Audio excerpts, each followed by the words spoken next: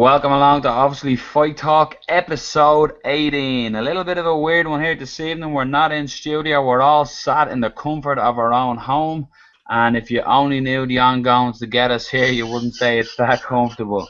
Tonight we do have a packed show and we're going to squeeze it jam tight. We're going to bring it nice and tight and try condense it into something small because of the joy of the internet.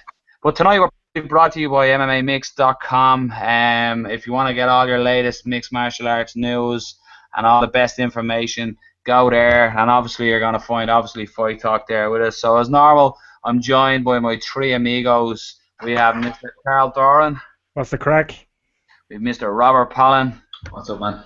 And we have the fella who keeps inviting himself on every week, Mr. Daniel Mulvaheady. Yo, how we doing? Up at the top of the evening to you lads, 3 hours in this show. This week's show, we're basically going to be breaking it down the way we normally do. We're going to have your quick fire news. We're going to talk about the UFC 198 card that just went down. Carl's going to tell us a little bit about his manhood and how the beard has grown back. Myself and Dan will speak about my experience first time over working in the UK. On the UK MMA F scene, and Dan will obviously speak in depth about BAMMA 25 and the decisions that some questioned incorrectly. And then we've had a lot of Irish MMA cancellations. We also had another cancellation over in the UK of shows, and then the potential sale of the UFC. So if you're a Nightlight man and you're a Dracula man, welcome along, boys. So great to be back. A couple of days late, but we've got the key, we've got the secret. Yeah, it's good. It's good to be back. Obviously, it's a later than anticipated show, but hardcore. There's a lot to talk about, and I'm sure we can, like you said, quick fire news. We'll make it a double quick fire news. Here we go. Mulvaheady leading into it like a stallion that he is there. So let's talk about quickly. We'll go into a Bellator 158 results. We got Phil Davis defeated Muhammad King Mo in unanimous. No, like I know. Phil Davis defeated Muhammad King Lawal by unanimous decision. Let's hope Noel comes back. Did anyone see the fight? Yeah, no, it's just after dropping out there. Yeah, okay. I seen it myself. There was a lot of people, they kind of had bad things to say about the judging, saying that it was a bad decision and that King Mo had won the fight. In my eyes, the first 2 rounds of that fight was a draw.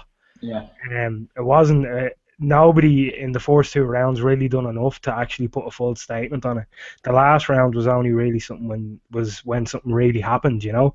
That's when Davis he managed to rock King Mo and he stayed on top for pretty much the rest of the round. But it wasn't a great fight. I think in the end the right fighter won in my eyes because the first 2 rounds should have been a decision.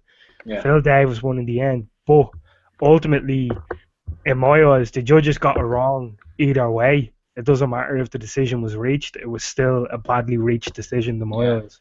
Yeah, I seen the fight as well. It was a decent fight, close, and I think the winner was Phil Davis, and I'm kind of glad he won because I want to see the Liam McGeary fight. I do want to see that, so that should be good. On the other, did you see it, Dan? No, I didn't see it. Obviously, with the events of BAMMA and all that. And there's so much.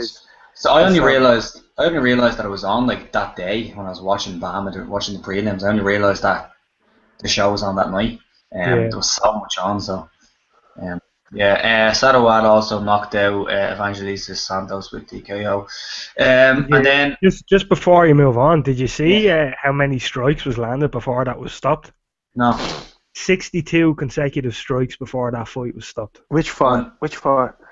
Sadawad versus Evangelis Santos. Fuck. 62 consecutive strikes. Unanswered strikes? Unanswered. Well, kind of not. You know, what happened was Evangelista was holding on to the knee bar, the heel hook, and he wasn't letting it go. But Sadawad basically was hitting him the whole time, managed to hop on top, and for some reason Santos refused to let it go, even though it was already gone. Yeah. Didn't Santos win his last fight via, is it knee bar or leg lock? It was, yeah, it was. I can't exactly remember. But yeah, you're right. He did win by submission. In his last That fight wasn't on that the leg. that wasn't that long ago either, was it? No, I don't no. think That was a so. quick turnaround, man. Damn. Yeah. Mm-hmm. Yeah. Yeah, I moving don't. on then. I don't know if I'm back in, boys. Can you hear me? Yeah. Yeah. Yeah. He's here. He's back. Like Yeah. fucking Shinobi in the dark, I am. Big Nog was the first inductee for 2016 into UFC Hall of Fame. So Big Nog, a constant veteran in the game, and do you think that was a good thing, or was it Yeah. just to be the conspiracy guy? Was it just coincidence that the UFC happened to be in Brazil this week? Go ahead, Dan. No, I was going to say, yeah, quite possibly, but you know, I think it was the right time to do it while they were in Yeah. Brazil, obviously. Yeah. But I mean, credit where credit's due. I mean, the guy's been around for God knows how long. He was in the Pride days, and he's had some good fights in the UFC, and I think rightly so. You know, it's a good person to put in the Hall of Fame Yeah. and induct him in. Yeah, like if Nogueira doesn't deserve to be in the Hall of Fame, or he doesn't have the career to be in the Hall of Fame, nobody does. He had one of the best careers in MMA. I think, as you said, it's just smart doing it in Brazil or announcing it while they're in Brazil. Yeah. And I think the fight that his little brother, like by a couple of minutes or a couple of seconds, had, it was nice to see them both in the ring or in the cage after. Kind of a nice sight seeing them both in there after a big win for little Nogueira. It was kind of a bit of a throwback, but I like it. Who else are you gonna put in there? Usually they have a couple of inductees, so yeah, But Big yeah, no, Nog was a good one. I have to give credit where it's due. And fair play to the UFC. They had the carrots on the ready for them to feed to the buses. So fair Child play. Sonnen. Love it. Nice. Very Oh nice. yeah, big time. I'll always rep for the American gangster. Then moving on, just because we are time scaled here, the UFC has adopted a new weight cutting policy beginning at UFC 200. So fighters basically must check in at the start of fight week within 8% of their official weight. What do we think about that? As in, some people think it's good. It's pointing more towards fighter safety, but then some people are coming. Well, fighters are going to cut in order to make the cut. Mm.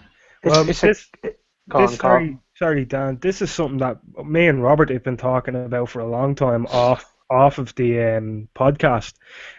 We were saying that it probably should be something that it should be looked at. That maybe 8% a week of, maybe you should go out a couple more weeks. Yeah. Maybe it should be 20% off by 3 weeks out or something like that. Especially if it comes to the month leading up to your fight, you should be getting into weight cutting mode. Definitely to Yeah. do I it think in a safe way. didn't we say something like when you sign the contract, you have to be a certain percentage off or a Yeah. certain weight off the actual fight weight that you're going to be at? Yeah. It's a weird one as well because like if they do weigh in and they are not 8% off, it's not that the fight gets cancelled. They have to do like some Yeah. weight management They're thing, basically and going to have a guy monitor them and weigh them every day, apparently, by the way it goes. But that's what I mean. Like, if you come in, this is where my argument would be, and you know me, lads, I love playing devil's advocate. Like if you have to be 8% off it, let's take any fighter for example. He's going to cut to get to the 8%. yeah. In order to then, you know what I mean? So he's essentially going to do 2 cuts for the one fight. So is that smart or is that? That's where I think the loophole is going to be. Mulvaheady, what do you think? Yeah, it's interesting. Like there's all these theories, or should it be this percentage? Should it be this much? When should they weigh him in, etc. But until it's done, no one will ever know. Does that make sense? Like until it's actually tested and what better place to do it? And it being at UFC, knowing that they got the right medical staff, they got the money to, if anything was and hopefully it does go wrong, they can try to fix it, or it's under, everyone will be monitored, looked at under the highest medical care that you could ask for. So what better place to trial and error, so to speak. And until they do it, who knows what they might do it and actually go, you know what, maybe we should take the percentage a bit higher, or do you know what, we should do that. It's always should be, shouldn't be, until it's actually done. I think it's a trial and error, and if they don't, if it doesn't work, then you just revert back to what it is at the moment. I don't know. I don't Yeah. know the answer until it happens. I always like when commissions or even organisations do stuff like this. At least try something. Like Yeah. there's no point just leaving it the way it is. If you try it, it doesn't work, as you said, go back or tweak it. But at least they're trying something. I'm not sure how well it will work. I know King Mo had an interview there, and he thinks it's a bad idea. He thinks that dehydration is so hard to kind of track that maybe a fighter isn't really that dehydrated, but they'll come in on the scale or whatever, and they'll show up as that. So it's an interesting one. We'll see how it goes, but trial and error, as you said. Yeah, ultimately, there's nothing wrong with change, and I think it's a step in the right direction anyway. It's to show they're trying to figure out ways of making fighters cutting that bit safer, and there's nothing wrong with trying to make it safer. If you stop trying, then that's where the problems arise. I have to say, three really good points by the three is there. I couldn't disagree with it. We're going to bring it back to Brazil, and a little bit of madness that happened in Brazil was your ex-coach Rodrigo Botti basically attacked Matt Brown at his hotel, and Brown also attacked a fan. Well, technically, for me, I say fair fucking play to him. I think Brazil has got away. I'm going to get controversial. I think Brazilian fans have got away with a shitload of hassle that they cause at their shows.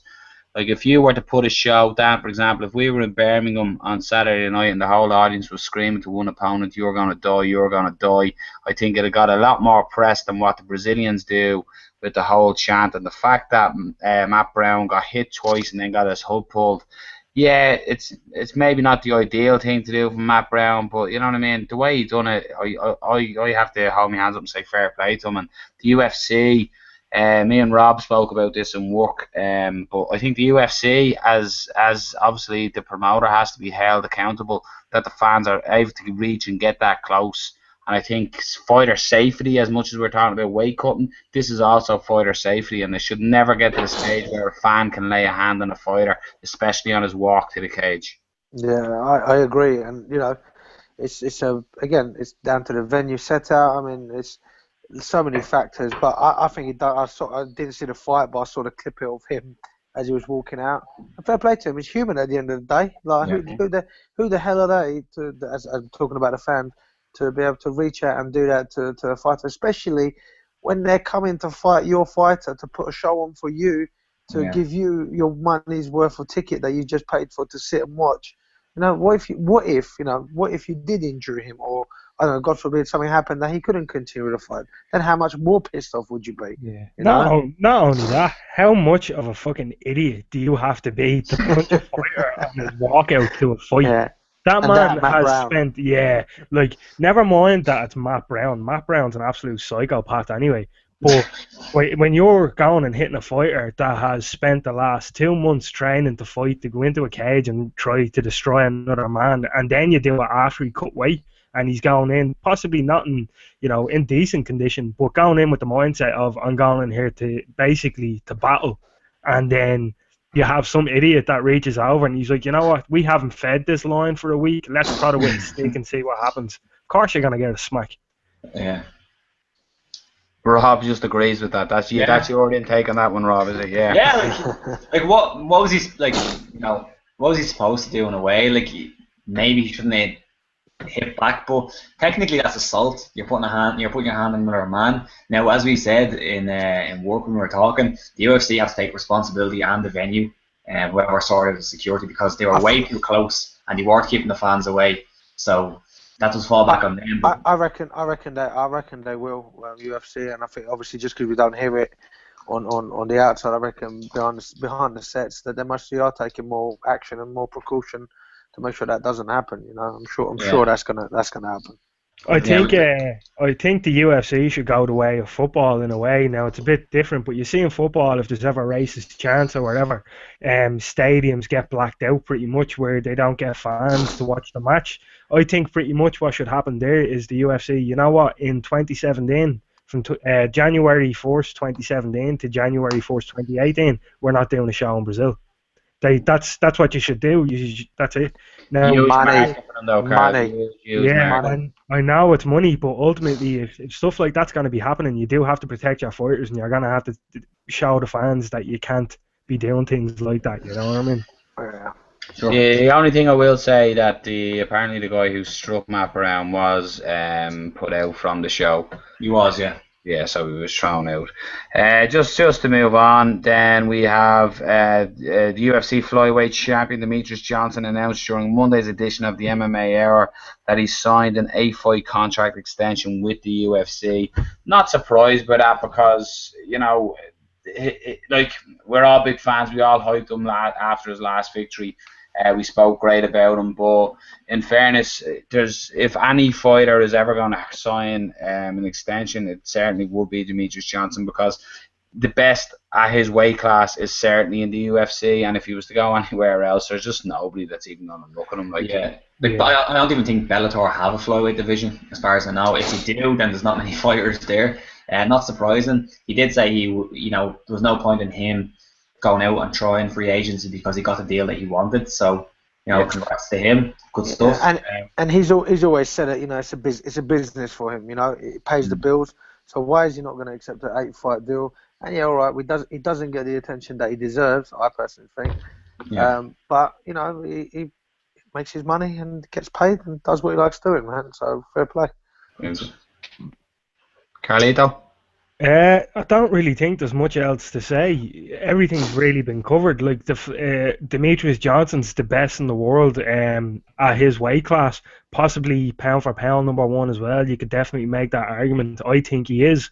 There's nowhere outside of UFC that he really could go, and I think the fact that he's after signing an 8-fight extension means that Demetrius Johnson's finally getting the money he deserves and recognised for the dominant champion that he is.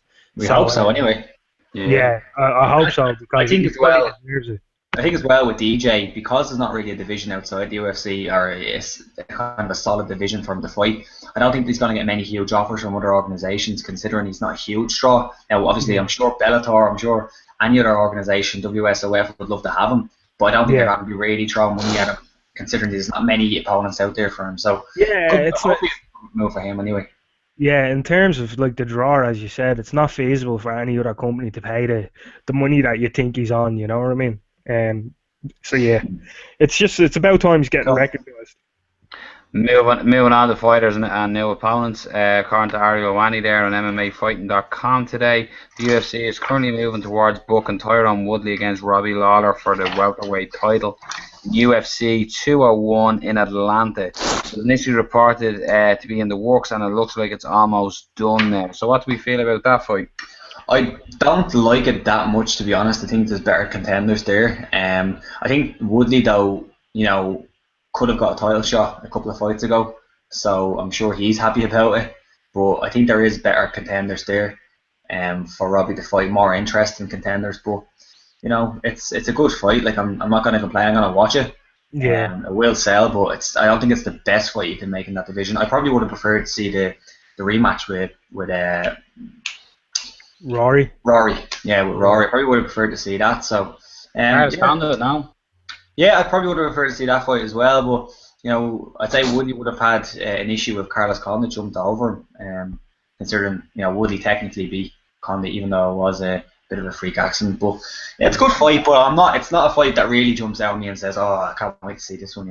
Yeah, I've always kind of been very naff when it comes to Tyron Woodley, personally. I'd say very naff. Yeah, very naff. Like, he's one of them fighters. It's just very meh. To be honest, the way I put about Tyron Woodley, I really couldn't give a shite, to be honest. I'm not a big fan of him. I don't particularly This is a meet the play moment, is it? Sorry? This is Not meet that, the I play don't think moment. it's that harsh, is it? No, it's not that harsh. You'd have to be a special kind of cunt to earn that. But I've just never really been a huge fan of Tyron Woodley. Anytime I've watched him fight, he got knockouts and whatever, but it's never been really exciting for me. The one fight that stands out in my mind is when he knocked out Josh Koscheck. That was the only time I really got excited. Scary knockout. I definitely think there's better fights at welterweight. I think at this point the UFC are just kind of going, give him the title shot, get it out of the way, and then, because I don't see him beating Robbie Lawler, to be honest with you. I think Robbie puts too much pressure on people, and I see fucking Tyron Woodley breaking, to be honest with you. If he got knocked out by Nate Marquardt in Strikeforce, he won't stand a chance against Robbie Lawler. Yeah, I just think his wrestling is going to bring a different level to the fight. But no, I get what you're saying. He doesn't set me up for, like, it's not like I got to get home Tyron Woodley's fighting. I don't think I've ever put that sentence together. Yeah. Mr. Mulvaheady, what's your opinion on that one? Same with you guys. Meh. You Yeah. know. Yeah. Again, I would like to watch it because I think it'll make an interesting fight as far as seeing how Woodley, how he would put his wrestling to use. But at the same time, you know, Lawler, we know that he's a good wrestler and he's a good counter wrestler. You know, underhooks him, bringing it back up to his feet and using his dirty boxing tactics. That's what makes it interesting for me, and it'll be interesting to see if Lawler does finish it. And if I'm making the prediction now, I reckon round one within the 3 minutes. Nice. Yeah. I think So it is a good fight, though. everybody stick your money on Tyron Woodley. We'll come back to what happened in the UFC on the weekend. Don't worry about the same score.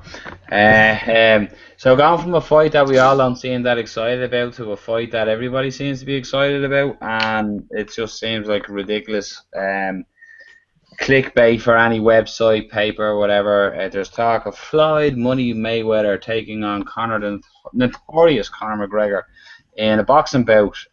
Do we even give this more airtime than a minute, or how do we feel about it? I think minute. everybody gets a minute to say. So you go first, Dan. It's a good head turner. You had Mayweather come out saying only way he'll come out of retirement would be if he fights Conor McGregor. It's a win-win situation as far as financial goes for both of them. Even let's just say, I'm just saying this. Imagine if Conor did lose to Mayweather, you know, be like, okay, cool. I tried boxing, not for me. Let's go back to MMA. I can't see it being an MMA fight. But boy, if Conor McGregor beats Mayweather, then here we go. That's the new kings in town, you know, or boxing, should I say? It's crazy. It'd be interesting to see how it would go about of getting a license. I don't know how it will work, you know, but definitely a big money maker. I would pay to watch that. You know, everyone would pay to watch that. It's a win-win situation, even for the UFC, because their brand will be on that name as well. For me, myself, I'm not a huge boxing fan, and by any means, I'm not a big Mayweather fan. I'm never the sort of person to draw a line in the sand and say one sport's better than the other. But if Conor was to fight Mayweather in MMA, Conor wins. If Conor is to fight Mayweather in boxing, Mayweather wins. You know, would I pay to see that? If it was a boxing match, probably not. If it was an MMA fight, yeah, because to be honest, it's just going to be, in boxing, it'd be Mayweather running away from Conor and then Mayweather winning on points. I think that's how he wins the fight. In terms of money, though, for business-wise, yeah, you should do it, but I don't think it will happen because the UFC, they have Conor on their contract for MMA fights. They're not going to put him into boxing.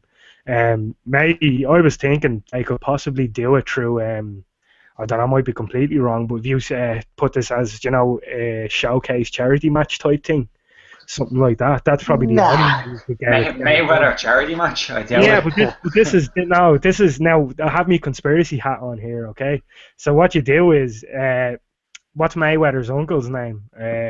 Sorry, mate, your minute's up. So next. Yeah, a minute. Yeah, or wherever. Fucking maybe you could put the charity as this is the bank of dad. Fucking the money goes into Mr. Conor McGregor's dad's fucking bank account, and I think that's the only way you can get it done. Yeah, okay, I'll do mine. It's not going to happen. It can't happen because clause in the UFC contract, and every UFC contract, I don't actually read it because this is just completely stop people talking about it. During the term, Zuffa shall have the exclusive rights to control all fights, bouts, and fighters shall not participate in rendering his services as a professional fighter in any other capacity, in any other mixed martial art, boxing, professional wrestling, or any other fighting competition or exhibition, except otherwise expressly permitted by the agreement. So unless McGregor has a clause in his contract saying you can fight Mayweather, or you can fight a boxing match, or if the UFC say go on and do it, it can't happen. So I'm not even gonna give him. Because that's no different to when, what was it, last month when Bisping done a wrestling match, didn't he? He Yeah. done a grappling match with Sonnen. So Mhm. I'm presuming that UFC allowed Give him him permission. to Yeah. go Yeah, that with was an that. exhibition. Yeah. No, but Because the they, UFC gave him permission. they gave him permission, and also they got what they wanted out of him anyway after his fight with Silva. So I guess Okay, there was what no happened to risk this on that 1 minute perspective. idea, by the way? Yeah. That Don't went worry down about fucking it. funny. Don't worry about it. the UFC often give fighters permission to do like Meta Morris or grappling competitions, but you've seen a few times the UFC won't even let people if they have a fight come up compete in like the worlds for grappling just in case something happens, and that's a much less dangerous sport. So they're not going to let Conor go box Mayweather and probably get knocked out. I think he'll get knocked Yeah, out. hold on now, Rob. Rob, I agreed with like 99.9% of what you said. Then you said Mayweather and knockout. Have you ever seen Floyd Mayweather fight? He won. I've seen him knock out a few people. Yeah. No, he's absolutely. I swear to God, I reckon I You're could stand and phenomenal. talk to him. He's just. It's You're not going to phenomenal. happen. It's not going to happen. The UFC have threatened Anderson Silva, Nick Diaz has threatened for years to box. They've never allowed it. It's not going to happen. Let's move on. Yeah. Go. Right, so I'll give dealer's choice. Do we want to talk about BAMMA 25 or just want to talk about UFC 198 first? BAMMA. I'm easy. Wow. So we're all in for BAMMA. Okay, so let's talk to a man who was there, who was in the center stage, who had some of his decisions questioned. And that wasn't me because I was drinking Stella. That was Dan in the cage. So Dan, from your perspective, bit of a hectic night at BAMMA 25. Oh man, it was. Do you know what? It was a good night, some great fights, but boy, I mean, I don't think there's been, as far as I can recall. I mean, Rob, you're the research guy. I can't recall any other event that's had 3 DQs in one Yeah, night on the event. crazy. And it was crazy. Obviously, you had Paul Nichols, one of the referees. He had a prelim fight. He refereed. He DQ'd someone downward elbows to the back of the head. Mm-hmm. Then you had the Freak Show versus Walter. Again, Freak Show, Colin Freak Show, with the downward elbows. And then obviously you had my one where I had to DQ Lapelis for a illegal knee strike to the head of a downed opponent. Dan, obviously at the time, a lot of people were saying there was no 3-point connection to the ground. There wasn't a downed opponent, blah, blah, blah. Clear it up from your official standpoint, please. All right, well, clearing it up, I think the misconception where it comes from is this whole 3-point thing. No, a downed opponent is anything but the soles of your feet on the ground. You're a downed opponent. So whether it's one knee on the ground, whether it's one hand on the ground, whether it's 2 knees on the ground, whether it's 1 foot and 1 knee, that's when you're a downed opponent. So anything but the soles of your feet on the ground, you're a downed opponent. And that fight, I'm sure you guys watched it, and for the listeners who have watched it, we're watching live, or if you are going to watch it, it happened so quick, and I had to make a quick decision, not of whether I'm going to DQ the guy or whether it was because it happened so quick. It was like, okay, cool time. He was definitely a downed opponent, and that's when I called the doctor in, Alan Sweeney. He's top medic. Straight away, he took a look at him. I said, look, you need to look at him. He just got a knee to the head. Then obviously I went over. You see this? I went over to Lapelis. I said, look, he was a downed opponent. Just stay there a second, neutral corner, while I see if he's okay to continue. As soon as I walked over to the doctor, I said, is he good to continue? He said no. He showed me his eyes. I think it was his left or right. It was definitely one or the other anyway, Dan. It was yeah. Sorry, I'm just trying to look for the word. Pupil was very small, so one eye with the pupil was small, the other one was large. So straight away, that's a sign of head trauma. So he was like, look, I can't let it continue to fight. That's when I call it off, and because it was an illegal shot. It's a DQ. I mean, you saw it. He ran in with that knee, and you saw the head snap back. And a lot of people, had this thing. Even again, not gunning anyone out, but even the commentators. A lot of people were watching it on the television. A lot of people were watching it live. He was like, oh no, it's not illegal. And then I'm like, okay, no 3-point contact. He's like, down the opponent, he was on both of his knees. He was like as if he was praying, couldn't get any more illegal as a downed opponent like that. Then you had Lapilis' coach coming up to me. Oh, but he only had one knee down. I'm like, dude, first of all, he had two knees down. It doesn't matter if he had one knee down. He's still a downed opponent.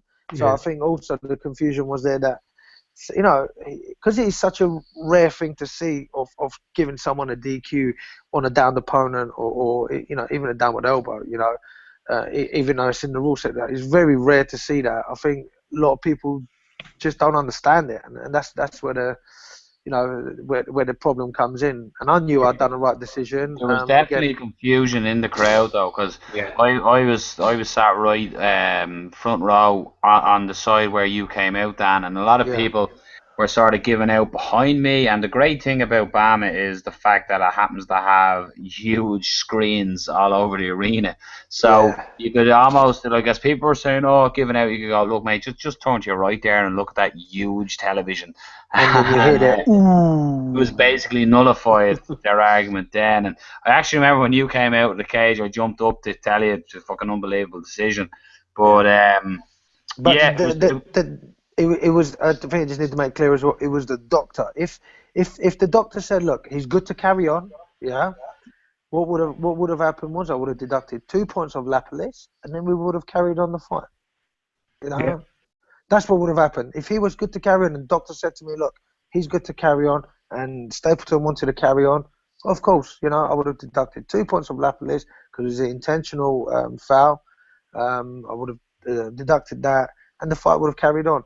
But if I'd let that go on, if I'd let that play out, let's say Lapilis ended up in mount and he started ground and pounding, Stapleton loses, I would guarantee you that I would have had Stapleton's cornerman shouting in my ear hole, oh, ref, he was illegal knee, and that's the reason he lost, blah, blah, blah, which they're right. That's why I had to be quick and make a decision that I did. Yeah. And Big John McCarthy confirmed that, so haha. That's literally what I was about to say, you know what I mean? Me and Robert we were heading over towards the studio before we realised anything was going on with the tech over there. And we were talking about it on the way, and Robert was saying to me, like, what's the rule on that? And I was like, as far as I know, I'm almost positive it's even just one knee or one hand on the ground, and it's an illegal blow. Like, I harkened back to Tough when Massera and Rich Franklin were on it. Rich Franklin's advice to Massera was, take a knee, he can't hit you in the head. You know what I mean? Yeah. So I think the confusion came from as Dan said, one of the commentators, the American guy, I can't remember his name, thought it wasn't an illegal knee, and then people were saying 3 points of contact. So we were like, what are you talking about? We had two knees on the floor. Yeah. That makes no sense. He was on the ground. There was a down opponent, so very strange. So get your shit together, you silly bollocks, pretty much. Nah, he's alright. Chris is alright. Chris, I don't know if he listens to this show. I actually might not even let him listen to this show. He's a good friend. I spoke to him, and listen, at the end of the day, people who know the rules, and I know for a fact that Chris and Malcolm, they do know the rules, man. I think it was just a moment of quick confusion, whatever it may have been. The 100 miles an hour, something going on in there, someone telling them from the truck, it's this, it's that, let's have a replay, blah, blah, blah. And, it is what it is, but that's that cleared up. So it was definitely a downed opponent. It was an illegal shot. It was doctor's advice that the fight had to be stopped. And bada bing, bada boom, that's it. Yeah. So at the end of it, you heard it there, Daniel fucked up. So yeah, keep going. Let's move on to probably, I think it's fair to say, one of the most anticipated fights in BAMMA history. Yeah. Certainly was. We had the two gentlemen on just before. It was the Mark Diakiese versus Kane Musa fight. Funny because when I was over there, I was talking to people building up to it. And I said, you know what, I don't know why I said, I just have a funny feeling Kane seems more in tune while Mark, he looks like he's got into Mark's head. And I was looking at the BAMMA interview that was done, and I asked when was that filmed, and it was actually filmed just before we had them when we had them on. And that made me flip my decision again, because I was like, no, hold on, Mark was as cool as fuck when he was on with us. He was laughing, he was smiling, he was happy. And then when it got to the actual venue, I was sitting, and when they were walking out, Casey came out with the biggest smile I've ever seen a fighter walk out to the cage with. And I literally turned to the two lads I was sitting with, Anto and Graham, and said, this will be over in seconds. Really? And 100%, like 100% I said that.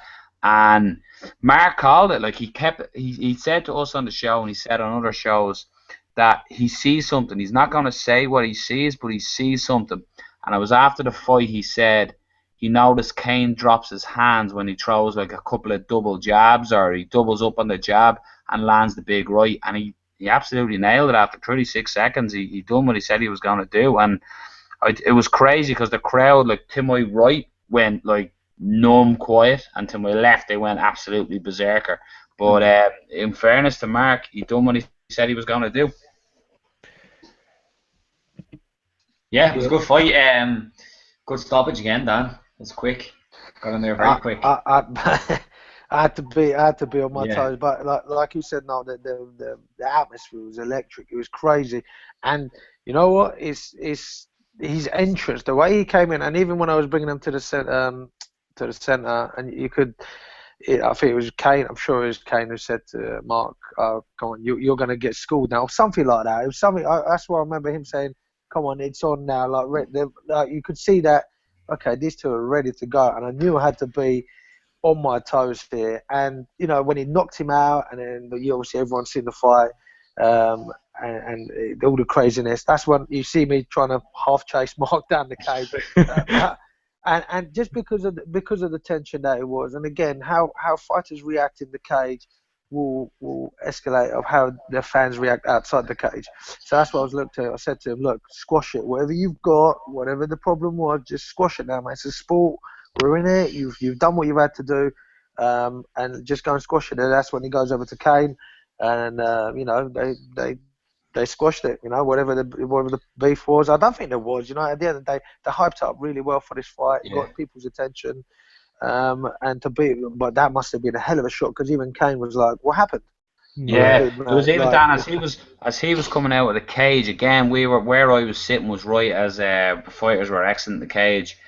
And even after the decision was announced and everything, as he walked out, Kane actually said to his corner, "What happened?" right in front of us, and I was going, "Holy shit!" He's still asking what happened. So he was still on fucking the wobbly street, I suppose you could say. But like, it was an incredible shot by Mark. Yeah. But isn't it? But wasn't it just like I said, great to see two guys afterwards, good sportsmanship. You know, you hardly see that in any other sport, man. You know, you've just knocked the guy out cold in 36 seconds. You're giving it all the chat and everything between both of you, and at the end of the day, hey, come on, let's go and grab a beer. You know, it's done, finished. You know. Yeah, and then we just moving along. We had the heavyweight title up for grabs. We had the BAMMA World Champion against the BAMMA Lonsdale Champion, heavyweight division. We can't say former friends because they're still friends, but we basically had Mark Godbeer, who's the champion, the heavyweight champion, against Stuart Austin, who was the Lonsdale champion. So they were former training partners and good friends. They got in there. Godbeer after the bout said he felt like in the first round he wasn't really pulling his trigger because he knew Austin wanted him to come forward and to counter, and he almost was saying to himself, "Come on, man, get your act together, you know what you can do here." And then he landed the boom of the right hand, and that basically set the story then and finished the fight. And he basically, does he become the Lonsdale heavyweight champion as well, or is he just unified and his belt is the dog's bollocks basically? Do you know what? I don't know what belt was up for grabs. I don't know if both the belts was up to grabs. To be honest, so much was going on around that night. I honestly don't know. All I remember is just him knocking Austin out, and that was it. Like that the sound of that punch was boom, like quick. The trigger come out of nowhere, you know. Because up until that point, it was like, right, come on, guys, engage. Like, you know, there was a couple of exchanges, etc. As I was watching out from outside the cage. But then when he pulled the trigger, boy, he landed hard. Yeah. No, big shot. Did you get to see it, boys? Or I didn't get to see it myself. I seen it, but I was cooking dinner at the same time, so I had to keep an eye on it. I seen the knockout, that was very nice. The Have you late seen- dinner, Rob. Yeah. Have you seen the announcement? Who he's fighting next? It's Noel O'Keefe. Have you seen the picture? I've seen the picture, yeah. Yeah, BAMMA put that up. Yeah. I think I'll take Godbeer on that one. That was how fucking dare you? He's a fuck. I tell you, he might be a heavyweight in the octagon or the cage, but he was a fucking lightweight on the beer. enough, Yeah, fair sound dude he was. It was real funny. There was a picture for anyone who's listening. What the fuck are they talking about?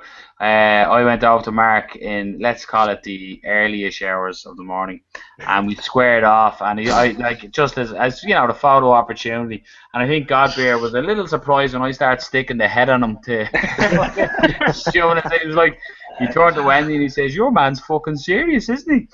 But, absolute gent. Gave me his belt. I told him he wasn't taking it back until he said, "I'll fucking take it back," and said, "I know, you can have it." So yes, and then from me, I want to go on to. I was sitting beside a gentleman at this show. I never met him before. Said he attended BAMMA a good few occasions, and I said, "Have you seen Tom Duquesnoy fight?" Oh. And he said, "No, I haven't." And I said, "Get ready to witness the future." And Tom Duquesnoy got in there, and what he done to Shea Waltz was just phenomenal. I was delighted about it because my famous quotation when anyone ever lands a liver shot is "somewhere in the world Bass rooting is smiling," and then he finished him with a King Cowley esque elbow, but man. absolutely. What I loved, Dan, I don't know if you've watched the video back, but the camera is on the side where you see my reaction in the crowd. You see my mouth go wide open when he lands a liver shot. Yeah, and then you hands up see in the air when the elbow lands. You see Noel actually in the background, like, you know, his mouth open, hand goes up in the air, and he literally just jizzed all over his own mouth. Like, that's how excited he was. Thanks, Carl. Yeah. And then I hug Greg Jackson. Oh. Jesus. Yeah, no, but Tom Duquesnoy. Then Tom Duquesnoy called out Alan Philpott after him, basically saying, "I want all the belts in the division." To which Philpott replied, "Yeah, I'm ready." So, interesting one. I honestly think Tom Duquesnoy 100% is the future. He'll be the champion at whatever promotion he goes for, and that promotion might end with start with a U and end with a C. Yeah, I'd be actually kind of surprised if he fights again at BAMMA. I think the UFC had an eye on him before his fight in Ireland. Well, apparently, Mr. Joe Silva and Sean Shelby were looking very closely at BAMMA on Saturday night. Yeah, it would surprise me. Did you see Jude Samuel's post? As if I came with a cup of tea in his hand. You know, it's at the end of the day. Listen, if obviously I don't know the ins and outs of people's contracts and what fighters are or what. That's not my job. But if he's contracted to BAMMA, you know, I think he'll have to see it. And the thing is, Tom is a smart kid. You know. Why, you know, the way I look at it, I think maybe I'm just putting myself in his shoes. He's thinking, all right, let me not wipe out, but let me, you know, clear the division of the Europeans, make sure I'm ready and tested for ready to go and step into the. I'm not saying that it's not a big stage already, but even to that, you know, the world stage, you know, like you said, of organisations. Yeah. I think he's a smart kid, Tom? You know. Dan, I don't know. He looks about 16, but because he is. He's only a baby. Like, so, yeah, there's no need for him to rush, as you said. Like, take his time in BAMMA and develop his game there. Especially when you've got someone like Greg Jackson in your camp, you know, having you over. I mean, I don't know if you. I mean, I know you guys said you haven't seen the Q&A. That was done for at the expo, but you know, even he was saying, you know, this kid is a special talent, and you can see it. I mean, the way he landed that elbow, and oh my God, the noise! You know what made it worse is the way he fell on the canvas. Face plant. And that noise of the canvas as well. That just made it that little bit, you know, more dramatic. It couldn't get any more. That's going to be a highlight reel for years to come. Yeah, I really wouldn't be surprised if that knockout went viral. To be honest, because I've genuinely never seen a knockout like where a fighter has ragdolled on his belly like that. Yeah. Like the sheer power in that elbow must have been phenomenal. Like, And he didn't even load up on it. It was Yeah. it was a short enough elbow. The yeah, way he moves, I think he's going to be a huge prospect. And he already is a prospect, but I think he's going to be a huge talent in the next few years. He's only 22. I just checked it there. He's 22. So I've been plenty of years. to a lot. I've been to a lot of shows. I'm sure you have too, Dan. I've been to a lot of shows, watched a lot of live MMA, and I have to say that certainly would be in the top 5, if not top 3, performances and finishes that I think I've ever seen. Yeah. Yeah. It was just, it was like, he flowed into both actions. That liver shot was just, oh. And then the elbow, it was just the flow of it was just superior. And just the way he went, obviously the last show he won in Ireland, and no one thought he could top, not no one thought he could top that, but that was a highlight reel in itself to finish there. And then to finish it like this, it just makes you want to see, okay, who is he going to fight next, and how is he going to finish him? Yeah. So, and talking about knockouts, I know just quickly, just stay on topic. How about Ronnie Man's knockout on the night? I mean, that kid. I really hope he sticks with fighting. I mean, and a regular fighting pattern. Otherwise, this guy, he's going to be a beast, man. That right hand he landed on was it Graham who was fighting? I can't remember the guy's name. But yeah, again, I had to be quick in there as well to jump into that one. Another one, Dan, actually, before we go, we stopped the fight just with, I think it was 2 or 3 seconds to go. And again, people are moaning because they're saying 2 or 3 seconds to go. Now, to me, I'm under the process that if you're not intelligently defending yourself, it doesn't matter if there's 3 seconds to go or 3 minutes to go. If you're not doing the job, the referee has to look after you and step in. So, did you get any criticism in that sense on that end of that, or was the corner happy enough that the job was done? So first of all, I'm presuming you're talking about the Ed Arthur and Cameron Else fight. I certainly am. Yep. I mean, I can always, I think I made the decision, and my fellow referees and who are people I've spoken to in the business, it is the right decision. Listen, at the end of the day, people need to realise that yes, there was only 3 seconds to go, but like you said, I could, if there was 3 minutes to go or 3 seconds to go, not intelligently defending yourself is not intelligent defending yourself. And also, I take into consideration not just what happens in that split second, but also the build up to it. So if you look beforehand, he gets caught, I think, with a shot, and he gets wobbled there. And a couple of, I think it's on the 20-second mark. You hear me saying, "Look, you need to show me something," and he does. He rolls out, etc. And then that just because the clappers go, you can't just sit there and turtle up and see the time run out. Nowhere in the rule book does it say that the referee can't stop the fight in the 10-second clapping period. You still need to shot. You still need to move. Still need to do this. And you know what? Nothing taken away from Cameron. He's a great fighter. I've all the respect for anyone who gets in and do that. But to get up and say to me, "But I was defending myself," and put both of your hands to the side of your head. Someone of that experience should know that's not intelligently defending yourself. Yeah. And I'm not there to keep time either. I don't know. There's only 3 seconds to go. I'm hearing. Yes, I hear the 10-second clapper. I give my thumbs up to the timekeeper that I've heard the 10 seconds clapper. But as anyone would know, 10 seconds can seem like a whole minute, or it can literally seem like 5 seconds. I'm not there to keep time. I'm there to keep you safe, to make sure you're defending yourself and you're getting out of a different position. Just turtling up, and I've warned him 3 times. You hear my voice 3 times. Cameron, you need to improve your position. You got to show me something. You got to get out of there. He just sat there, man. I don't, yes, all right. The gloves, the shots weren't hitting, going through the gloves or whatever he may think.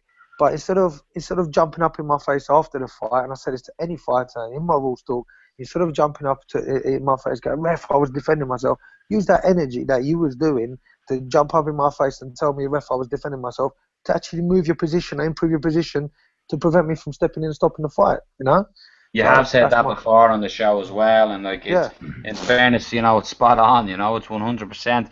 But just in regards to BAMMA, I have to say that was my first time as an actual spectator at BAMMA, and not being involved in the show, and I have to say it is a phenomenal show to attend. And I have to give credit to BAMMA. The fights they put on are incredibly exciting, well-matched fights. For me, and again, I might be nullifying myself from ever working for Cage Warriors, but I just don't think Cage Warriors is a step below what BAMMA is doing at the moment.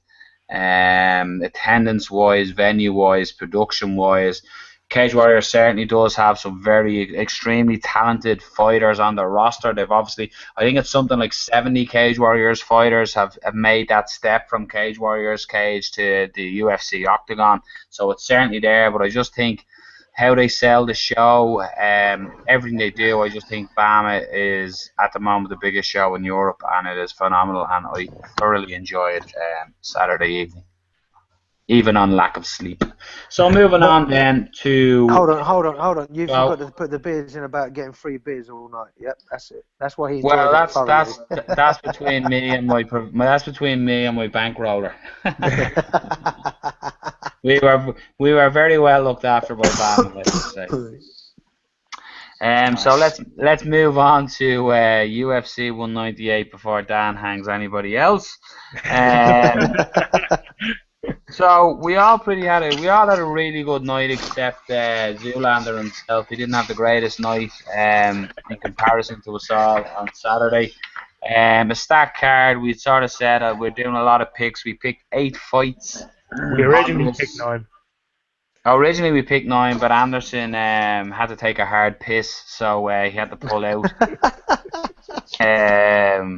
So I reckon we'll go a little different this way. We'll keep people interested, and we'll do the one that I believe every one of us called wrong in the main event was Stipe Miocic versus Fabricio Verdum. Yeah, we all picked Verdum, and Stipe Miocic got a huge knockout victory in the first round against Verdum. Phenomenal performance. I don't know what Verdum was doing running in with his hands down, especially against a guy like Stipe, who we all know can strike going backwards. He's similar to Chuck Liddell in that way, where you can land a big shot going backwards, and he is a heavyweight. It seemed like Miocic's jab was really frustrating Verdum. Yeah, Verdum was doing okay in the first round. At the start of the round, he was landing some good leg kicks, and he's looking okay, but Miocic just kept landing that jab, and then eventually Verdum just started coming forward with his hands down, and then landed the big right hand, I believe it was, and then dropped him. It was a great performance by Miocic. And again, the heavyweight division, it's very difficult for somebody to go on a run in the heavyweight division at the top. And you do have the kind of lower level guys who can go on a run against the lower level opponents, but at the top, how many times has a champion defended the title consecutively? No more than twice. No more than twice. No more than twice. Crazy. Wow. Yeah, so in UFC heavyweight division, no UFC heavyweight champion has ever defended his belt more than twice. It's crazy. Yeah. So I thought Tim Sylvia defended it a few times. No, not more than twice. So it would have been on his second title defense that you would have lost it. You know. So my take on the fight, for me, I thought that Verdum didn't look at his, like, don't get me wrong, he's never like an Adonis, if you know what I mean, but he didn't look as fit as he normally does. No, he didn't. And for me, I thought he was losing the round. I thought Stipe's jab was frustrating him, and a lot of people are saying he came reckless in, but I honestly felt like Verdum felt like, I have to fucking do something here you know. That's what it seemed like, but he didn't do it smart. It seemed like he went in just thinking, and I think Dan was saying it before the chat started, it seemed like he had a weird false sense of security going into the fight. He looked like, you know, at the weigh-ins, at everything, all the media, he looked like he didn't think he could lose. And even in the fight, the way he was coming forward with his hands down, it seemed like he didn't feel like he would have been caught.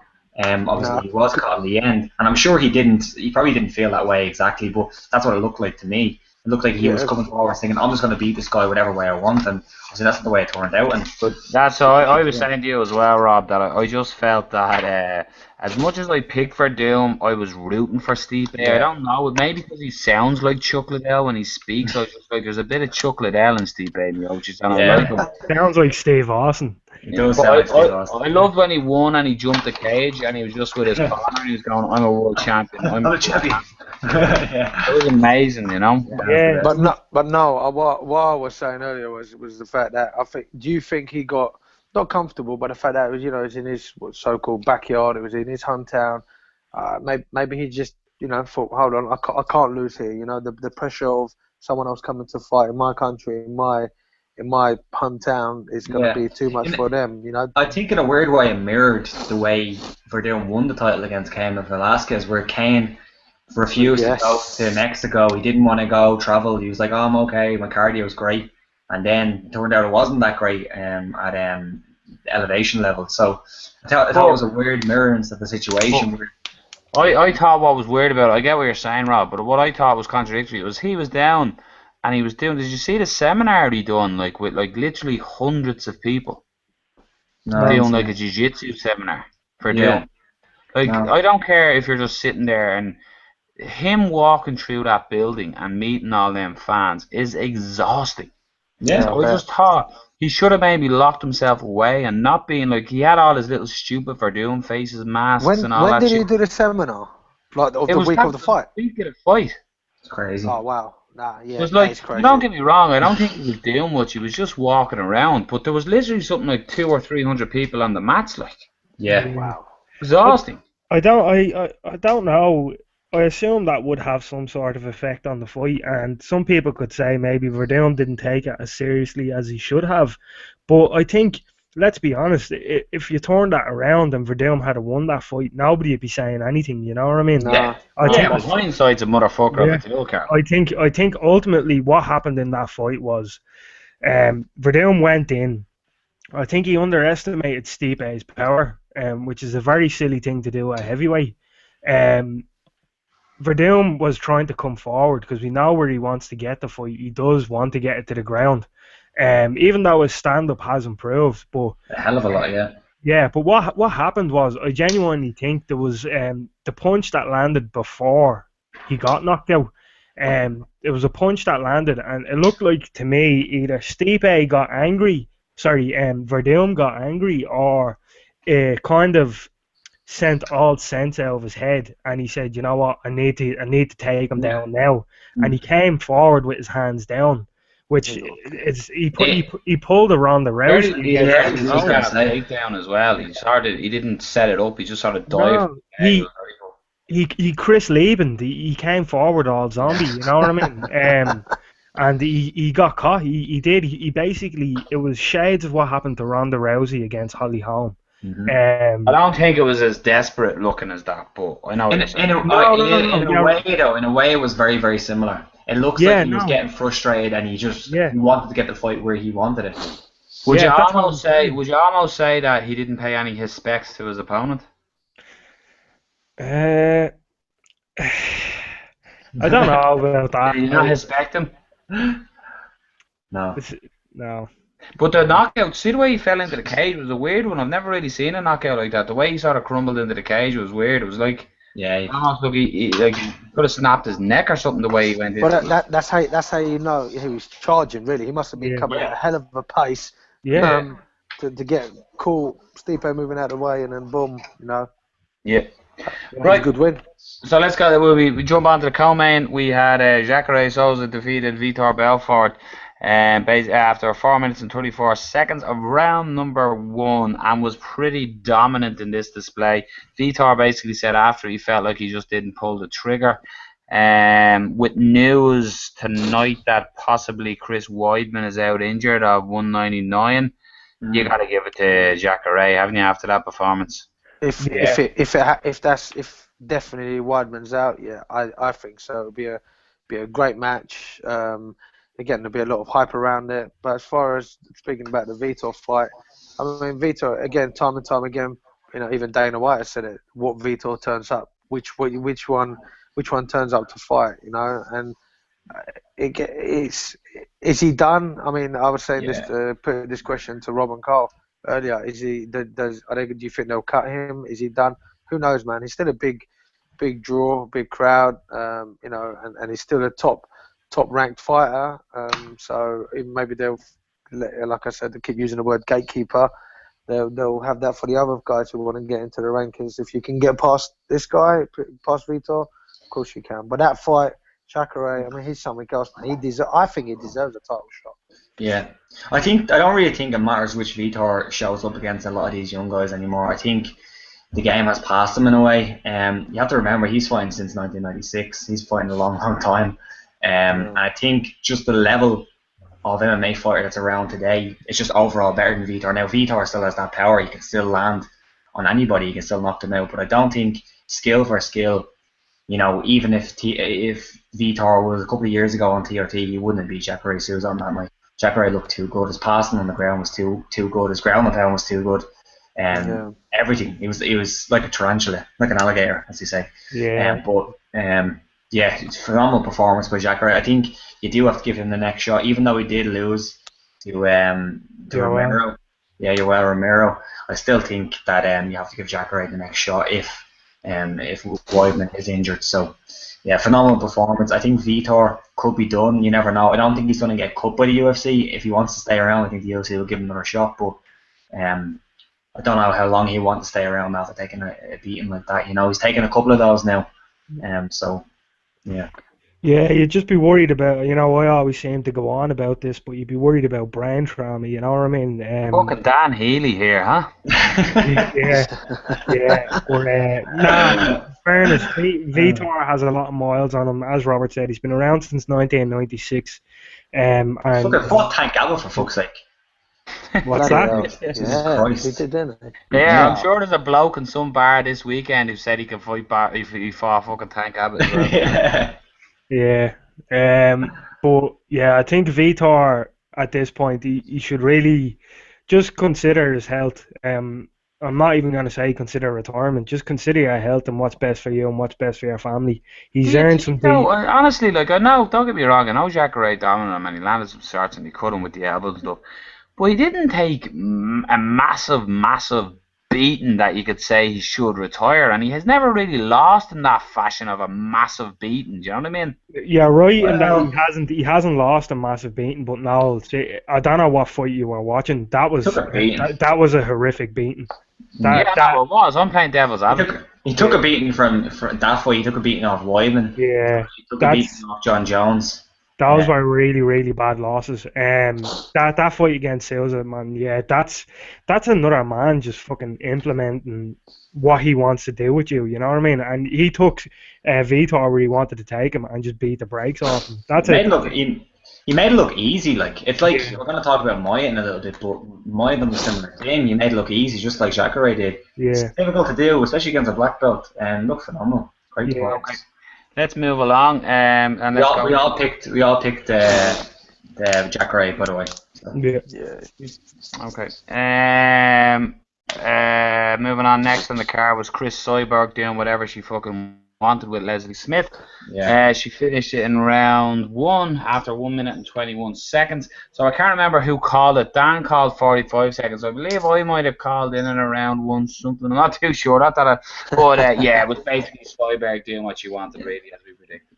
Yeah. There was a question about the stoppage. That's what I was going to come on to. Yeah, no, it wasn't a bad stoppage. I was going to ask you. It wasn't a bad stoppage at all. No, it was fine. It was literally... Cyborg landed some actually really beautiful shots, and then Leslie, they were really, really nice. Then Leslie fell to the ground, and she took 1 or 2 punches, and the referee jumped in. And now, in fairness to Leslie, she got straight back up, but the way that round was going, she would have stood back. If the referee hadn't stepped in, Cyborg would have been still on top of her, raining blows. See, this is the thing, though, isn't it? That people get a misconception of the job of a referee. We're there to keep fighters safe, to prevent you from taking any other beat than you need to. You know, it's done. It's a competition at the end of the day. You're done. It's finished. Yeah. I'm gonna fight another day. My only eyebrow raising thing about that is there seems to be a lot of earlier stoppages in women's fights compared to the men's, and I think maybe there's a time to say when you have women fighting, you should possibly have women referees. I think a man's first instinct is to protect a woman, so I think there's a lot of stoppages that are a bit premature. In this case, I don't think it was premature, but in some cases, definitely. In this fight, the people who are saying it was stopped early are literally saying, I think she could have got like 1 or 2 more punches in. Like that makes absolutely no sense. You know what I mean? Like, what sense does that make? So, perfect stoppage, fine. Cyborg looked good. I don't know what she's going to do next. Probably go back to Invicta or maybe take on her catchweight bout. She's not going to make 35. So, yeah, let's see what happens. Who, you think Cyborg's not going to make 135? No. Interesting. She came out Was and that a said 1 fight contract then? she said the cut to 140 was hard. Yeah, she's under contract with Zuffa themselves, so she's under contract with technically the UFC because they paid her paycheck, so she can fight in Invicta or the UFC. Okay. So I'm assuming if they can get somebody to do a catchweight fight with her, to just keep doing catchweight fights in the UFC. I'm assuming. So, moving further back down the card, I know, I'm not on video now, so I can't even do it. That's just upsetting. I was about to show my Shogun Hua t-shirt. Oh God! Yeah, he lost that fight. Hold on, I'm live. There we go. When you see Noel's laptop absolutely spaz out. Yeah. Mauricio, now we'll go back off now. You've got the t-shirt. That's all these are getting. Yeah. So yeah, Shogun won. Yeah, just for reference as well, we all picked Cyborg, so we went to 2-1. Everyone went 2-1 the last 3 fights. This is the one that we went differed. Anyway, I went with Anderson, and I think Dan went with Anderson, no? Yeah, Dan went with Anderson. Yeah. Myself and Noel picked Mauricio. This was one of them fights where Just admit it, Carl. I already said that. What, that you and Dan were wrong? Yeah. You're right, Carl. Yeah. I'm not. I was on social media for that night because the lads were in work the next day, so I wasn't in work. So I was like, I'll stay up and watch the fights and have a chat with people or whatever. And I did pour up. I said Mauricio Shogun Hua gets the win. You can argue that he probably shouldn't have, but go fuck yourself because my pick come up. So that's how I feel about that fight. But in fairness, in those first 2 rounds, not a whole lot happened, and Shogun did get 2 big shots at the end of both rounds. Fourth round, I think in the fourth round, if there had been another 30-40 seconds, he would have finished the fight. It was literally that close to the bell, so that's obviously what swung the judges' scorecards in that fight. You know. I think as well, like if it's a relatively close fight and it's in Brazil, pick the Brazilian, I suppose, or at least they're probably going to side with the Brazilian. Makes sense. Yeah. The crowd's going to be behind them, so. Yeah, because we all know what happens when too you much. fight in Brazil. You know what I mean? We all know what happens when you fight in Brazil. Fucking Brazilians follow you back to the hotel and try to kill you. You know? Look what happened back then. What weight was that? Middleweight? It was the fight again. Shogun. Was it? Shogun, light heavyweight. Light heavyweight. Yeah, 205. But you know what? They should just make it him versus Vitor Ultimate Brazil match. Yeah, why finish not? that off, man. Do you know what I mean? Yeah, do that. I think that's where it should go. I've talked about this as well before, Dan. The likes of your Frank Mears and stuff like that, they should have it almost like an old guy Legends League, if you know what I mean. Because you know they can't be getting in with these young pups who could break their bakes off them, you know. It just sounds weird though, now, like telling some lad, like telling some fighter or alpha male, yeah, you're gonna fight in the Legends League. Basically, you're gonna fight in the Pensioners Division. Yeah, but thinking about it, he's onto something, because at the end of the day, if it's a career, it's a career where people want to make a living out of it, whether you retire from, some people, like you get professional footballers who retire from football, or they go and play semi-pro football, or they go and play lower league divisions, Yeah, I think I don't know about putting a label on it, but maybe if you just, the matchmakers just do it, like they generally just make smart matchups. Yeah. And then we'll go to one that we all got wrong, apart from Mr. Movaheady. Yes. Brian Barberena beat Warley Alves in something that nobody's seen except a crazy man. Oh, well, yeah, you nailed it, yeah. Yeah, thanks. I knew the result, so I watched it in fast fucking forward, and fucking Valvarez still looked like he was in fucking reverse after round 1. Yeah. It was. I mean, I'm gonna say I didn't watch the fight, but I guess the result's good for me, huh? Yeah. Is this the guy? 29-28. Is this the guy who beat Says? Yeah, Northcote Killer, yeah. This is Brian the Hype Killer Barberena. That's his new name, because well, that's what I'm calling him, because anytime there seems to be someone that's getting a little ahead of steam, he's like, nope. Yeah. Nope. Yeah, rein him back in. That's good. Yeah. That's good.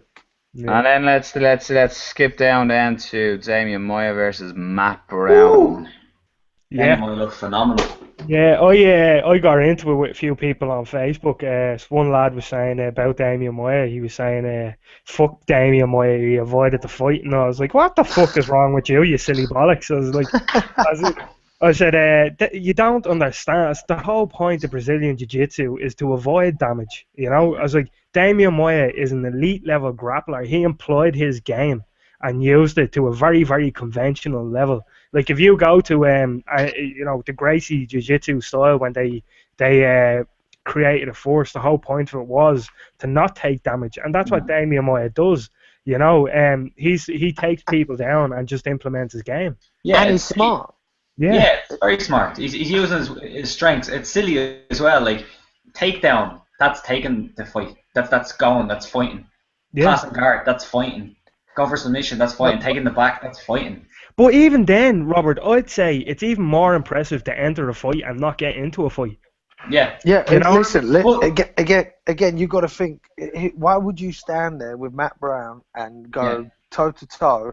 Yes, it's good for us fans. Like it's good for us to have a good watch at that. But at the same time, why if you want to prolong your career, if you want to still be in this sport in 5 years' time without any brain damage or any brain trauma or whatever or any injuries, of course you're gonna. He implemented his game plan. It works for him and he wins. It's like the whole Mayweather thing, isn't it? Oh, Yeah. he doesn't like getting hit.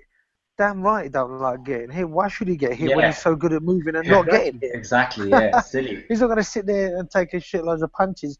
And we're the guys who still watch it anyway. So Yeah, it's a smart move. It's unfortunate that like casual fans and you don't like calling out casual fans because they're the majority of what. Fuck yeah, we do. Fuck them, the casual. No, but they're the ones that really keep the sport going in a way. But you don't really understand how difficult it is to do what Damian Maia had done, especially to someone like Matt Brown, who is a very, very good grappler. He's not bad. He's a very good grappler, and he just took us back at will. That's impressive. Like, great performance. I loved it. Yeah. Although Matt Brown nearly finished him in the end. Yeah, he caught him. That was round. Yeah. Was that round 3 as well? Was it? Yeah. I think he thought he had him more hurt than he actually did.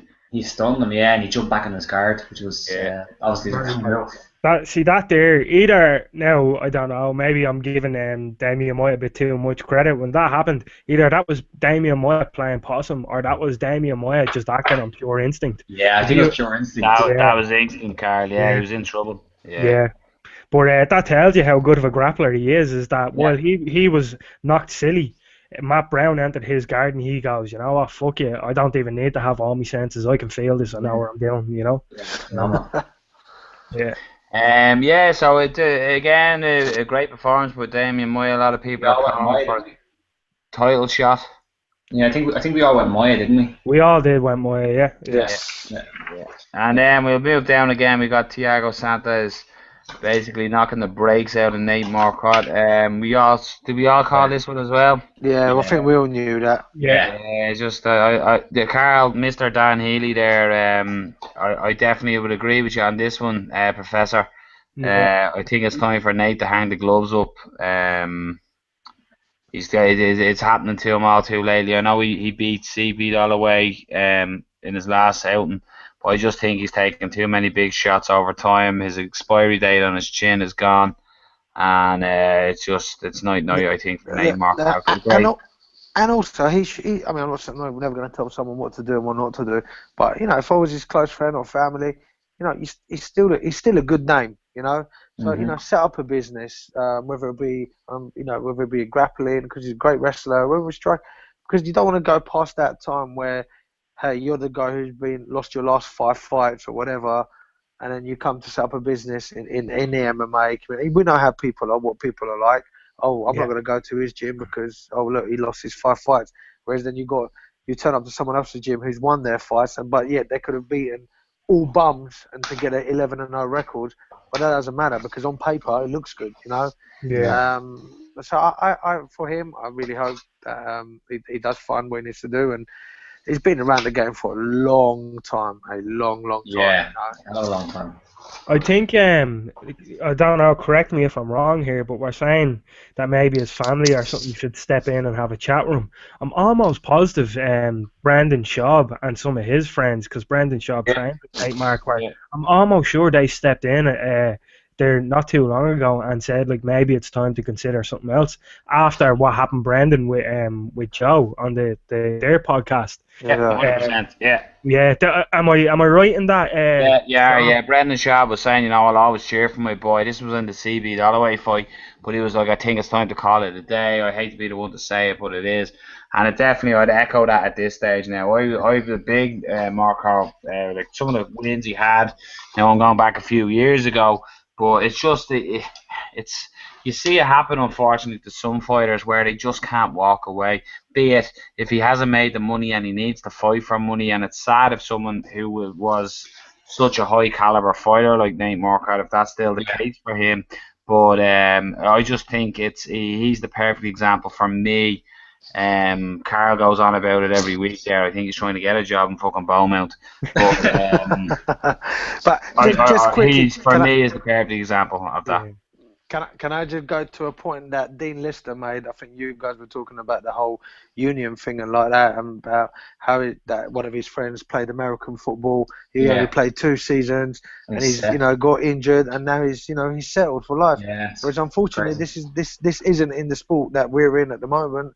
Otherwise, of course, Nate Marquardt or whoever it may be may have an injury or need to retire.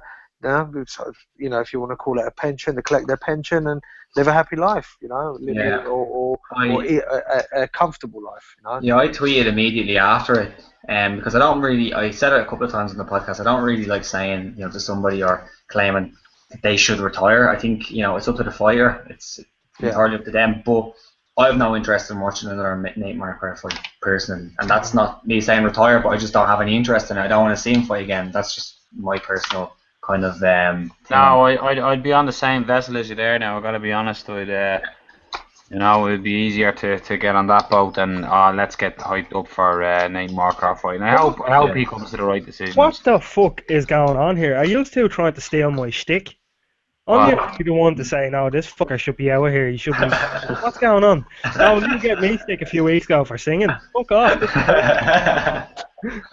Now, listen, Carl, lay down with the profanity there, will you? Stop being vulgar, right? I'm sat in my bedroom here. My poor young fella could be next door hearing this profanity coming out of your mouth.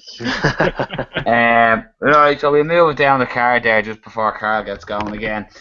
We had John Lineker defeated Rob Font. Now, this one was for me. If you're looking at this is the perfect example of what we were talking a couple of weeks ago about judging. Okay, so.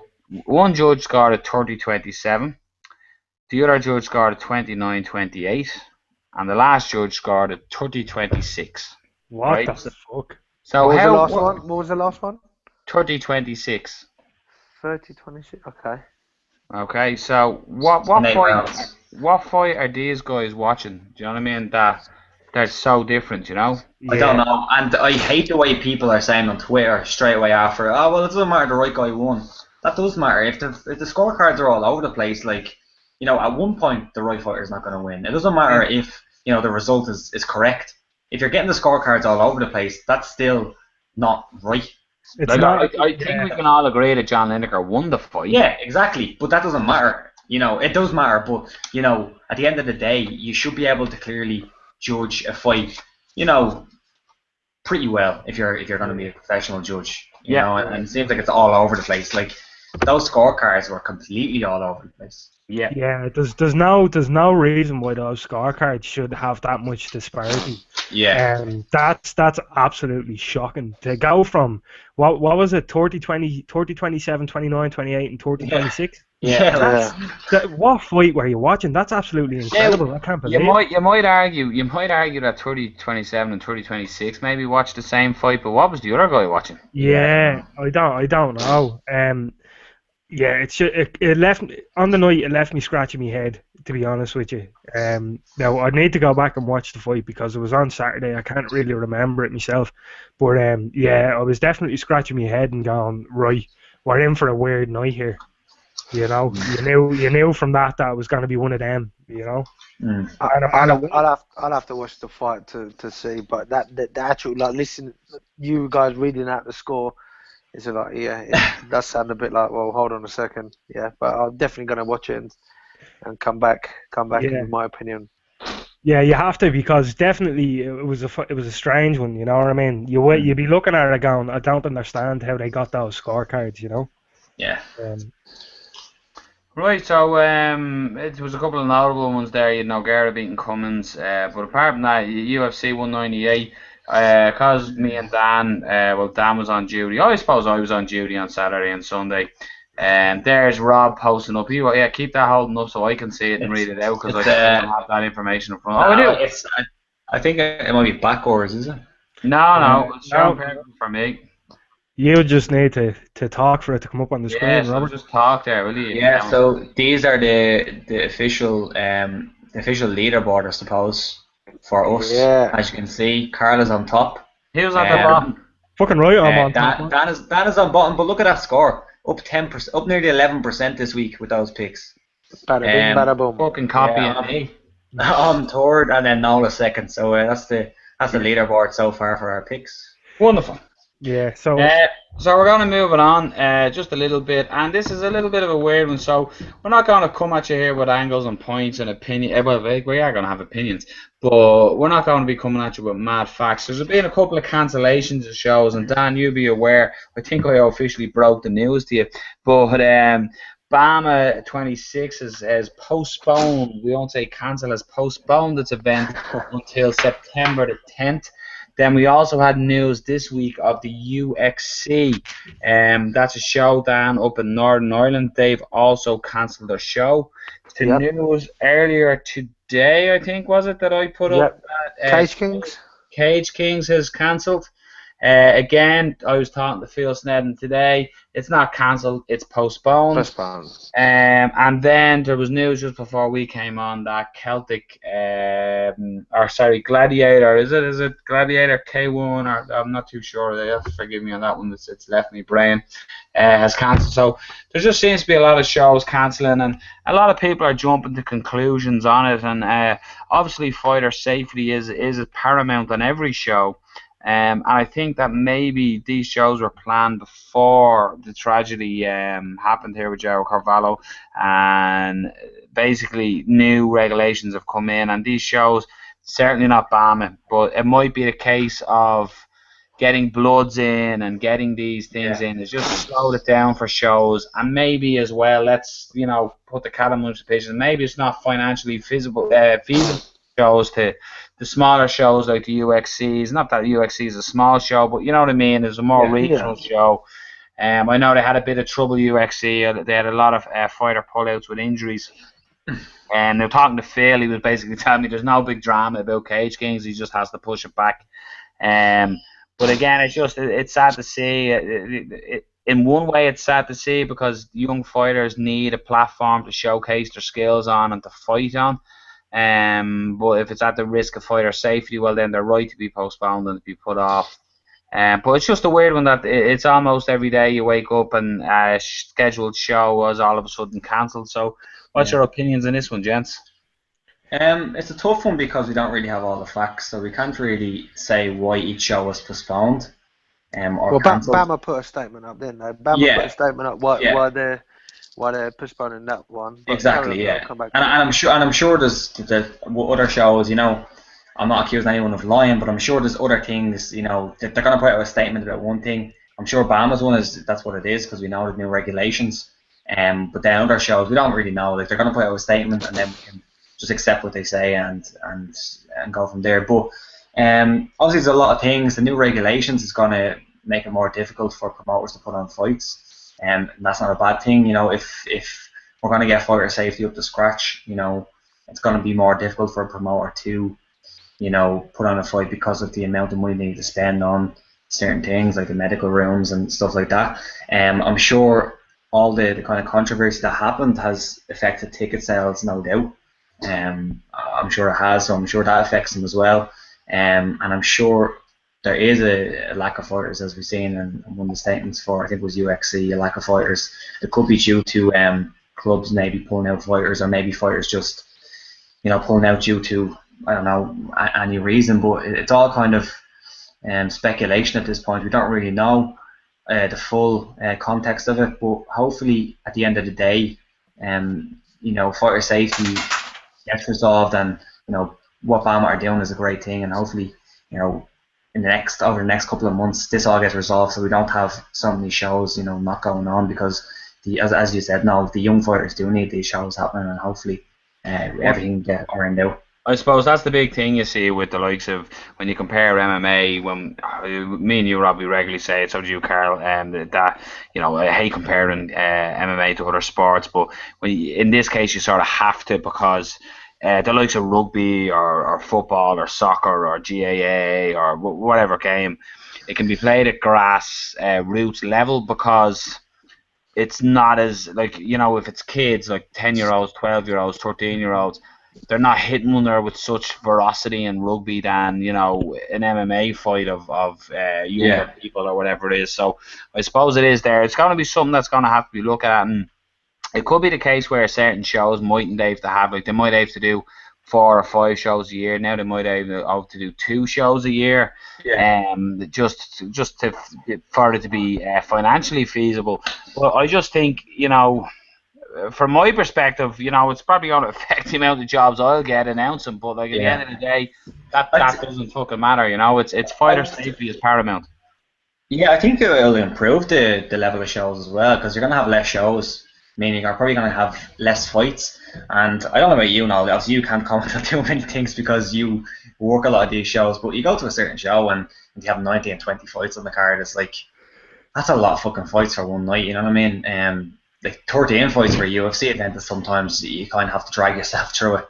So I think with these regulations and the less shows on, I don't think it's that much of a bad thing. Obviously for promoters, they want to have more events because you can make more money and you can get more exposure out there. But I don't think it's really a bad thing. But we will definitely see less fights coming up, 100%.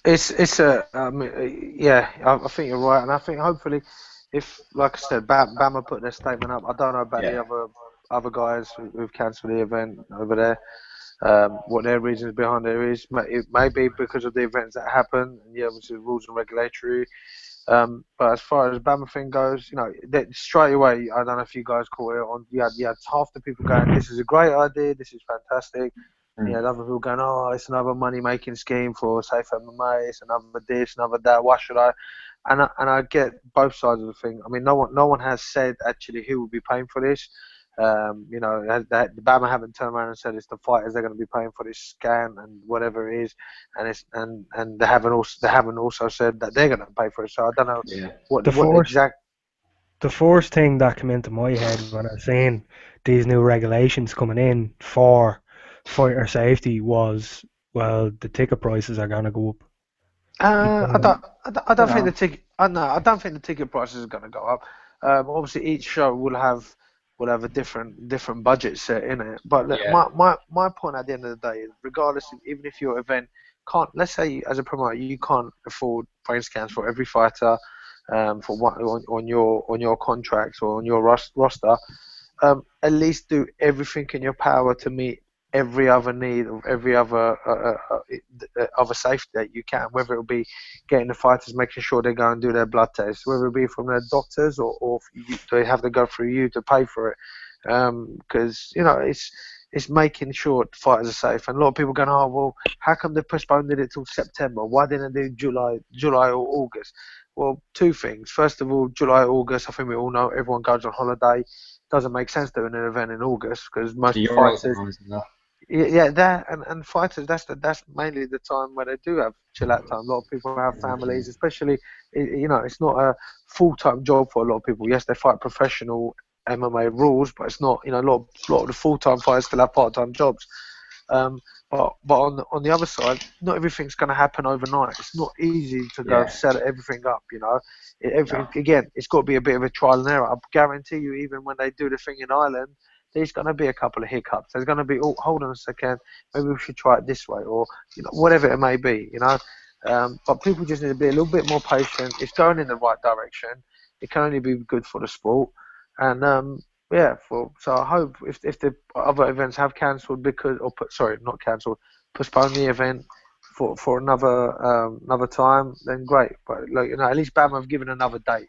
Yeah. It's worse when people go, yeah, we're postponing it, and we don't know when the date is. Like, Yeah. BAMMA already knew exactly what they were doing, when they were going to do it, and I'm glad they announced it rather than going, we're postponing it, but we're not sure when. At least the fighters who were meant to be on the fight card know what other goal, when the next payday or etc. is going to be. Yeah.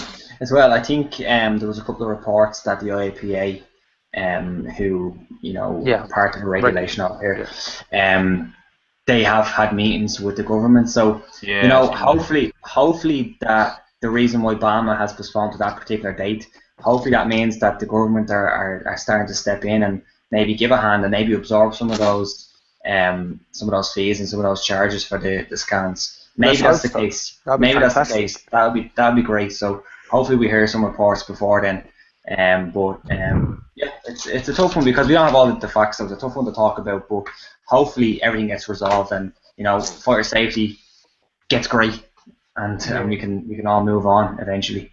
Come here, talking about moving on. I think we better. Poor Carl's eating flies there. I was just looking at him. He's constantly So what we'll do is we'll move on just to a few quick notes. Something that went on over here, Dan. You probably might be too aware of it. Again, this involved UXC. A little bit of a story broke. It was a little bit of media upset, and originally when the story broke, it seemed like to cover the UXC that all other media outlets would have to go through one outlet and basically divulge the information of what they were going to film, what they were going to speak about, etc. So basically this was involved. It came out, and when it first came out, everyone sort of thought, Jesus, this is absolutely ridiculous and unacceptable. And then the media company that were involved, Five Star Media, released a statement basically saying, look, we basically have rights to film the DVD of this. We at no time have refused any other media outlet access to the venue. There was a little bit of back and forth. Severe MMA then released a statement saying that they wouldn't be covering the UXC as they feel they shouldn't have to divulge any of their information. Now this is it's a bit of a who said what, he said this sort of situation. So we don't really have the stats on it. So from our point of view, we just have to look at it as in, when it first came out, I felt that if any other media outlet has to go through another media outlet to give their content, I thought that was 100% unacceptable.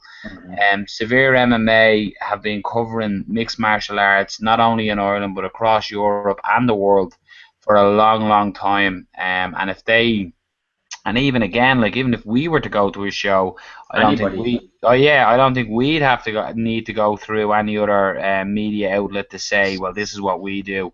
Yeah. So from that perspective, I could see it. But now Fight Star have come out and said, well, that was never the stipulation. We basically said you just can't film the fight because we're doing the DVD.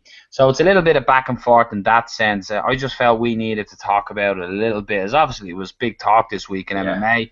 And I just think there'd be ignorance of us on our behalf if we ignored it.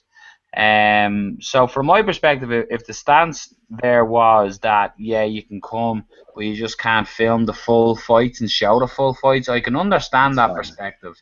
And I can certainly get that. For example, I couldn't have gone to BAMMA on Saturday night and stood cage side with a fucking camcorder filming the fights, I would have got thrown out pretty sharp, So I can understand that avenue. So if that's the case, 100% I understand that.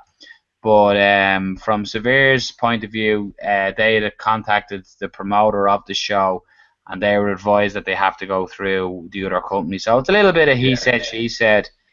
So just watch your opinions, because I seem to have dragged that. I think you said it all really. It depends on what the situation is. If it is that you have to go and you have to divulge what you're going to do at the event to a different media company, that's unacceptable. But if it's where Fight Star had a deal with the promoter to record the fights and you can't record the fights, that's perfectly fine. I don't have any problem with that. So it really comes on what's correct. Hopefully that's the correct thing, and hopefully there was maybe some miscommunication on the grapevine, because you don't want, media outlets in the country fighting amongst each other. That's not good.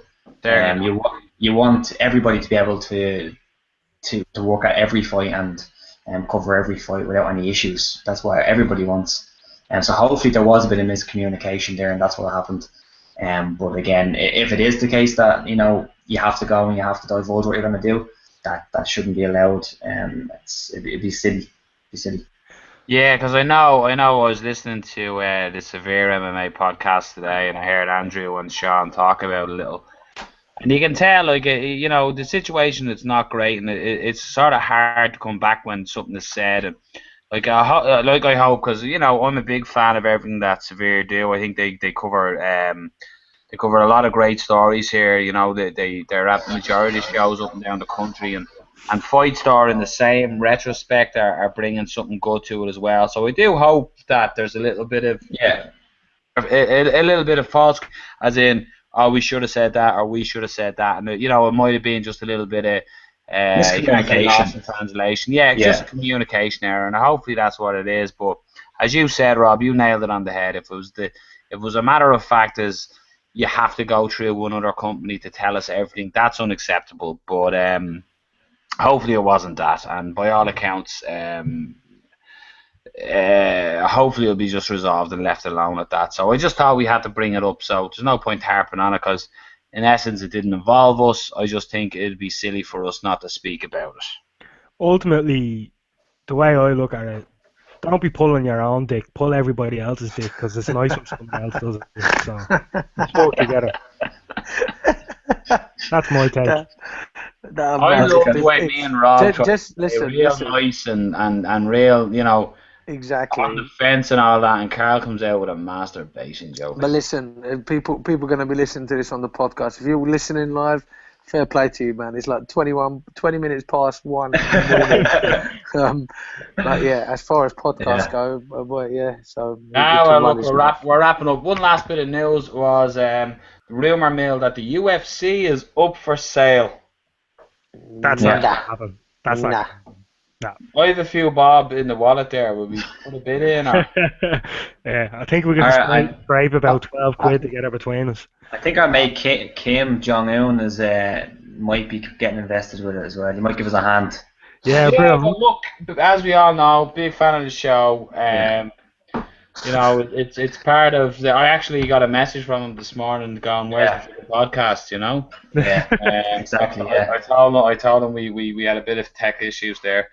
But yeah, so this has been a bit of a weird podcast, boys. We're all sort of sitting over our little laptop, so hopefully we'll be back in studio next week. Yeah. Apologies for the sound if you're listening on the audio version of this, because it's probably not great, but hopefully we'll have to clean it up on the edit side of it.